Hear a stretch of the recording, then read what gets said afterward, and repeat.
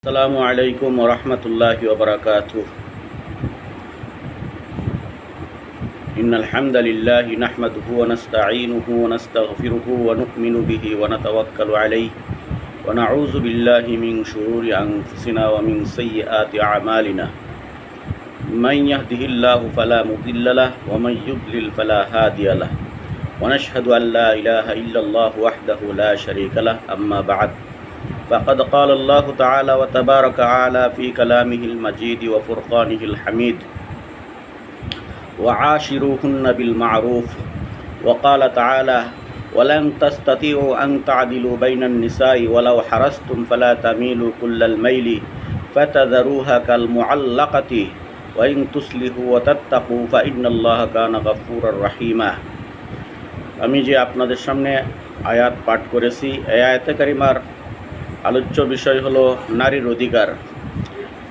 নারীদেরকে আল্লাহ পাক রব্বুল আলামিন কী মর্যাদা দিয়েছেন সে ব্যাপারে আলোচনা করব এবং কয়েকটি হাদিসও আলোচনা করব। আমরা বাংলাদেশের মানুষ অনেক সময় বলে থাকি নারীর অধিকার আমরা সমান চাই। সমান অধিকার দিলে তো পুরুষের সমান কাজ করতে হবে, বরং আল্লাহ তাআলা তো অধিকার বেশি দিয়েছেন নারীদেরকে, পুরুষের চেয়েও অধিকার বেশি দিয়েছেন। তারা ঘরে বসে বসে খাবে, কামাই করতে হবে না, রোজগার করতে হবে না। এবং আল্লাহ তাআলা বলেন ওয়াশিরুহুন্না বিল মারুফ, হে স্বামীগণ, হে পুরুষগণ, তোমরা মহিলাদের সাথে সৎ আচরণ করো, ভালো আচরণ করো। অন্য আয়াতে আল্লাহ তাআলা বলেন ওয়ালান তাস্তাতিউ আন তা'দিলু বাইনান নিসা ওয়ালাউ হারাসতুম, তোমরা যদি চেষ্টা করো, চাও মহিলাদের মধ্যে সমতা রক্ষা করতে, যাদের একাধিক স্ত্রী আছে তারা ওলাও হারাস্তুম, চাইলেও তোমরা পারবে না, এটা একাধিক স্ত্রীর মধ্যে পুরাপুরি সমতা রক্ষা করে চলতে পারবে না। সুতরাং ফালা তামিলু কুল্লাল মাইলি ফাতাযারুহা কাল মুআল্লাকা, কোনো একজন স্ত্রীকে ঝুলন্ত রেখে আরেকজনের প্রতি পূর্ণ ঝুঁকে পড়িও না। ওয়াইন তুসলিহু ওয়া তাত্তাকু, যদি সঠিক নিয়মে চলো, আল্লাহকে ভয় করো, তাহলে আল্লাহ তাআলা তোমাদেরকে ক্ষমা করে দিবেন। আল্লাহ তাআলা ক্ষমাশীল এবং দয়াময়। আন আবি হুরায়রা রাদিয়াল্লাহু তাআলা আনহু ক্বালা ক্বালা রাসূলুল্লাহ সাল্লাল্লাহু আলাইহি ওয়াসাল্লাম ইস্তাউসু বিন নিসা খায়রা, রাসূল বলেন, আবু হুরায়রা রাদিয়াল্লাহু তাআলা থেকে হাদিস বর্ণিত, তোমরা মহিলাদের সাথে ভালো ব্যবহার করো। ফা ইন্নাল মারআতা খুলিয়াত মিন জিলাইন, কেননা মহিলাদেরকে পাজরের বক্রহার থেকে সৃষ্টি করা হয়েছে। ওয়া ইন্না আওয়াজা মা ফি জিলাই আলাহা, আর পাজরের হাড়ের মধ্যে সাটনি, আমরা সাটনি বলি, পাজর হাড়ের মধ্যে উপরের হাড়টি সবচেয়ে বেশি বাঁকা। বাইন জাহাবতা তুকিমাহু কাসারতাহু, তুমি যদি এই হাড়টা সোজা করতে যাও তাহলে ভেঙে ফেলবে। ওয়াইন তারাকতাহু, আর যদি এভাবে ছেড়ে রাখো, লাম ইয়াজাল আওয়াজা, তাহলে সর্বদা বাঁকাই থেকে যাবে। ফাস্তাউসু বিন নিসা, সুতরাং মহিলাদের সাথে সৎ ব্যবহার করো। এখানে রাসূল সাল্লাল্লাহু আলাইহি ওয়াসাল্লামও মহিলাদের সাথে সৎ আচরণ করার নির্দেশ দিয়েছেন।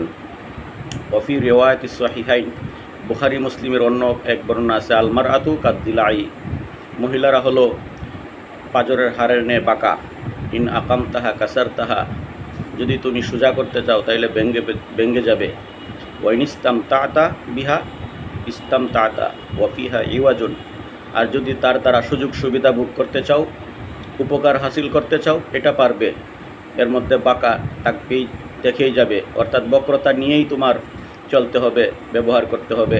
ওফি রিওয়ায়াতিন লি মুসলিমিন, মুসলিমের আরেক বর্ণনায় আছে, ইন্নাল মারআতা খুলিকাত মিন জিলাইন, মহিলাদেরকে বাঁকা হাড় থেকে সৃষ্টি করা হয়েছে। লান তাস্তাকিমা লাকা আলা তরিকাতি, নিয়মতান্ত্রিক কখনোই এটা সোজা করতে পারবে না। ফাইন ইস্তামতা'তা বিহা ইস্তামতা'তা বিহা ওয়া ফিহা ইওয়াজুন, এর দ্বারা যদি, অর্থাৎ মহিলার দ্বারা যদি তুমি সুযোগ সুবিধা ভোগ করতে চাও, উপকার হাসিল করতে চাও, তাহলে এই বক্রতা নিয়েই উপকার হাসিল করতে হবে।